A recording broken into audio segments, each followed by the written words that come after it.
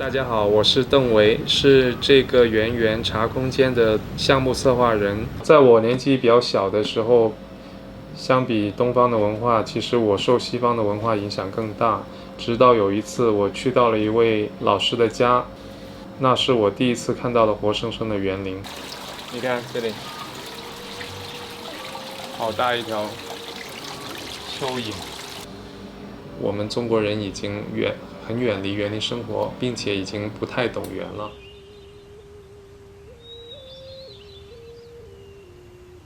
那做园云这个空间，就让我有机会，在一个广州的老城区的一个中心位置，一个大家都意想不到的民国的一个老洋房，可以打造一个仿佛让你穿越去大自然的怀抱当中的那种环境。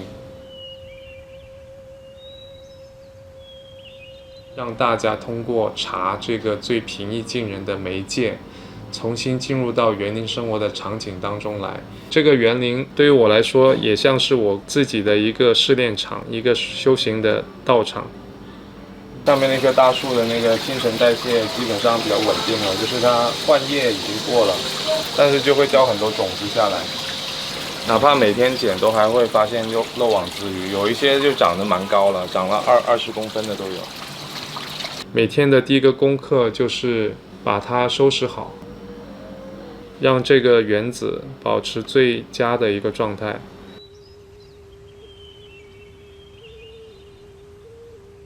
实际上我们造园的面积只有15平方，非常的小。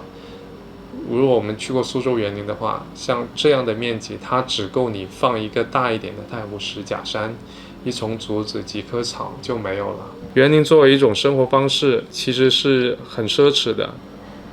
相比之下，一个园林绝对要比那些高档家具、古董陈设要档次高得多，因为它是活的，是有生命的。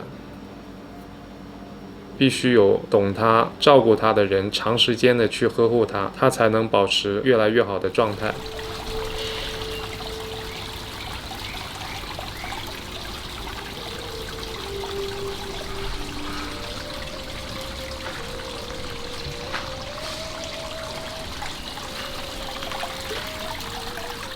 有一个很有意思的一个地方，就是有很多客人，他会问园林里面种的这些植物是不是真的啊？这真的有不少客人会问。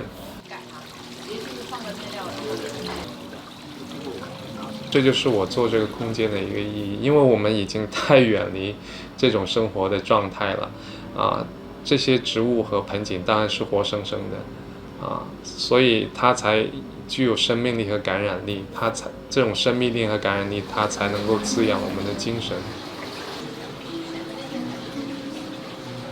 就我泡的再糟糕点，还是他泡的糟糕，还是你糟糕一点？平时也会有一些志同道合的好朋友过来喝喝茶、聊聊天。准备看你的立顿茶包。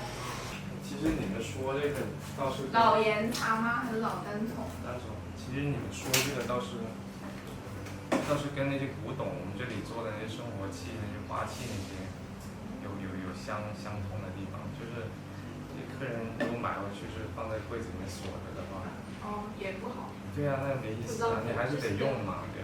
大众好像对喜欢传统文化的女孩子有一种偏见，就是觉得你一定是岁月静好的，然后很温柔的、很可爱的，其实并不是啊，我们很朋克的。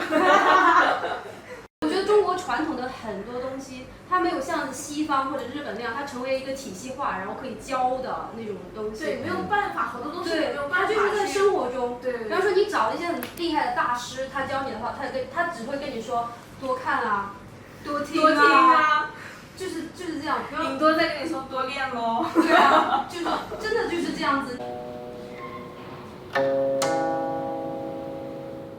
其实我觉得，就是像传统这一块文化，它的确需要有一些接地气一点的曝光的方式，就是首先要让人家看到。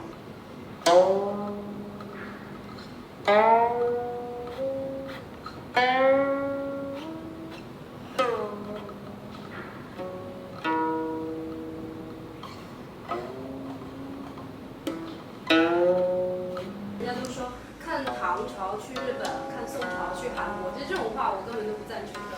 反正就很水啊，就违令起来。对啊，根本不是这样子的。你去听他们日本人做的中国风格的音乐，跟韩国人做的中国风格的音乐，和我们自己本土作曲家写的中国风格音乐，其实还是差好远的。音乐，明天，云淡风。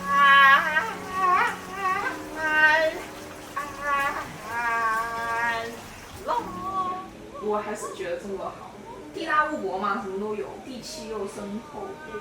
民间什么样子的人不没有，就只是他们不出来而已。对，而且就是你不喜欢的话，你就不会去探索去找。其实有好多很好的资源和人，对啊，都在那里的。